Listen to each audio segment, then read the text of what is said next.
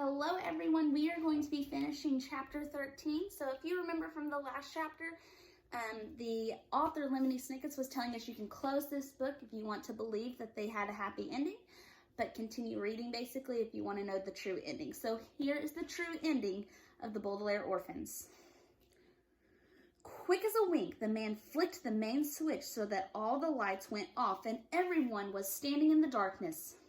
Instantly, pandemonium ensued as everyone ran this way and that, shouting at one another. Actors tripped over members of the audience.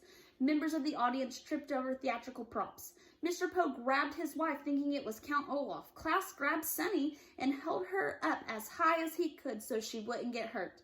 But Violet knew at once what had happened and made her way carefully to where she remembered the lights had been. When the play was being performed, Violet had watched the light controls carefully, taking mental notes in case these devices came in handy for an invention. She was certain that if she could find the switch, she could turn it back on.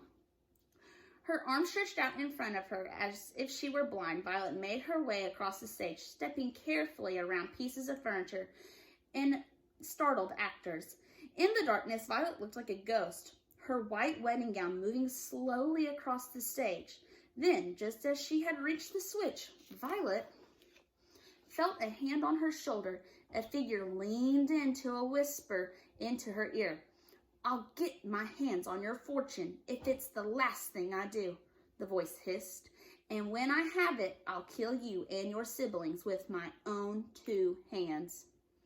Violet gave a little cry of terror, but flicked the switch on. The entire theater was flooded with light. Everyone blinked and looked around. Mr. Poe let go of his wife. Klaus put Sunny down, but nobody was touching Violet's shoulder. Count Olaf was gone. "Where did he go?" Mr. Poe shouted. "Where did they all go?" The Baudelaire youngsters looked around and saw that not only had Count Olaf vanished, but his accomplices, the wart-faced man, the hooked-handed man, the bald man with the long nose, the enormous person who looked like neither a man nor a woman, and the 2 white-faced women had vanished along with him. "They must have ran outside," Klaus said, while it was still dark. Mr. Poe led the way outside, and Justice Strauss and the children followed. Way down the block, they could see a long black car driving away into the night.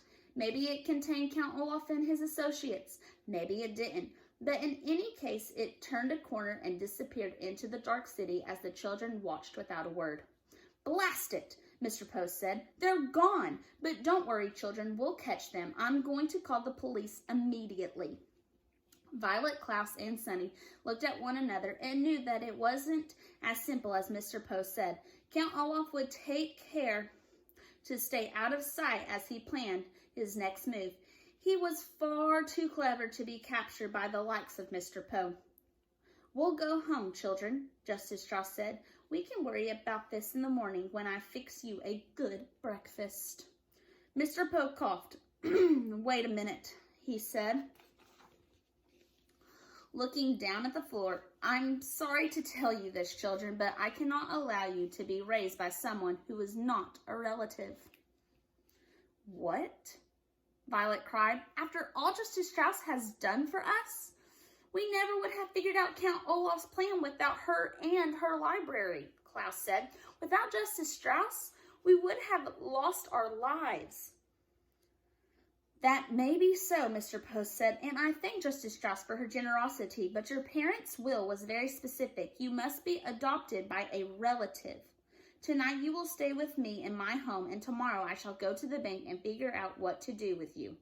I'm sorry, but that is the way it is." The children looked at Justice Strauss, who sighed heavily and hugged each of the Baudelaire youngsters in turn. "Mr. Poe is right," she said sadly.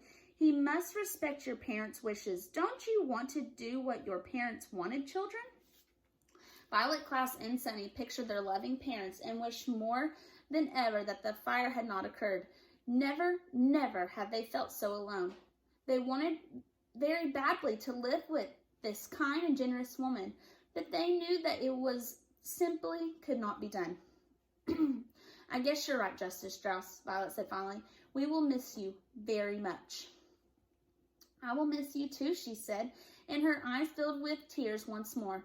Then they each gave Justice Strauss one last embrace and followed Mr. and Mrs. Poe into their car.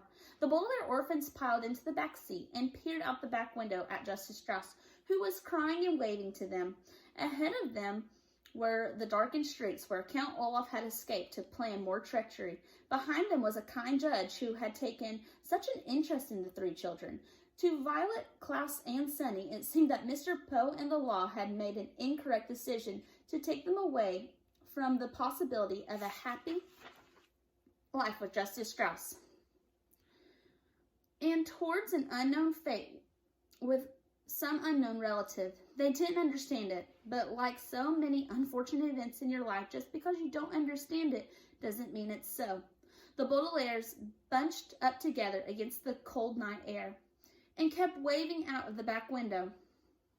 The car drove farther and farther away until Justice Strauss was merely a speck in the darkness, and it seemed to the children that they were moving in an aberrant, the word aberrant here means a very, very wrong and causing much grief direction. And that is the end of our book, The Bad Beginning.